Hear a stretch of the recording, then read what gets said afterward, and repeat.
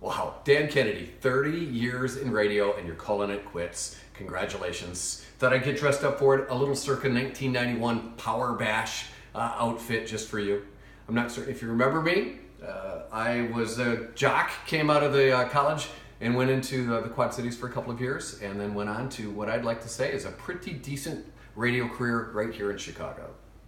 I'm married to Eric Ferguson? Okay, that's just wrong. We don't talk like that.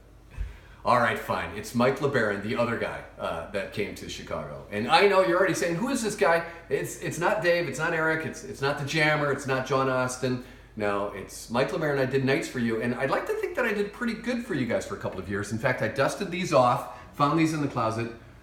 If you know what those are, Dan, you're the only guy that would know what these are. Birch ratings. Not Arbitron, not online, Birch ratings on paper. That makes you feel old, doesn't it? And speaking of old, that is why we're here today. 30 years in radio and you're retiring. 30 years is a career. 30 years in radio is mind-boggling. It's all the changes and everything else. And to do it, for the most part, all in one market is just amazing. So congratulations. Before I go, because I've got the camera, because I've got the limelight here, a quick Jimmy Stewart moment, if I could. It's a Wonderful Life. You've probably touched dozens, if not hundreds, of lives in the radio world.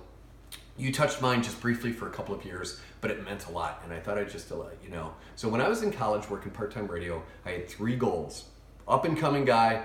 In 1990, it was hard to get a job. I wanted to get a job, and I wanted to get it in radio. And you were able to help me with that. I networked into the Quad Cities. You were my first full-time job. I got to do overnights for Power 98.9. Shortly after that, goal number 2, I wanted to be a night jock. I grew up listening to Alan Cable of Z95, and I said I wanted to be this screaming night jock.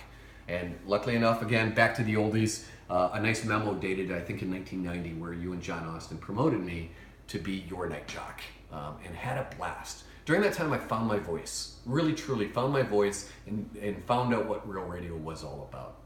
Fast forward, fortunate in my life to be able to go after my 3rd goal, which was to work Chicago, to work my hometown radio. Little kid makes success. And so I don't know if you remember this, but every day when I would go on the radio in the Quad Cities, I would put up this sign, really an ugly homemade sign that I made, but make it happen, major market sound with Chicago skyline. It reminded me where I wanted to go. And I'm proud to say, based on what you guys did for me, how I worked, I was able to work in Chicago. 10 years in the Chicago radio market, working 2 of the best stations that are in Chicago. Even had a chance, one of the bosses let me do mornings for a couple of years. Very excited. Mom was hugely thrilled that I made the paper in Chicago and got to do radio and had a pretty good run of it. Had a blast. Up until, well, a guy named Eric Ferguson kind of kicked my ass in mornings, and so I am no longer in radio, but I had a great run. And, you know, as I'm thinking about this, didn't you hire Eric? In fact, you were his very first morning show. So in essence, I just want to make sure I've got this right. You've lasted 30 years in radio and you're retiring now, and I'm out of radio pretty much directly because of you and the talent that you've hired. Thanks for that. I appreciate that. Seriously, thank you for everything. Congratulations on 30 years, and have fun on the golf course. Thanks, Dan.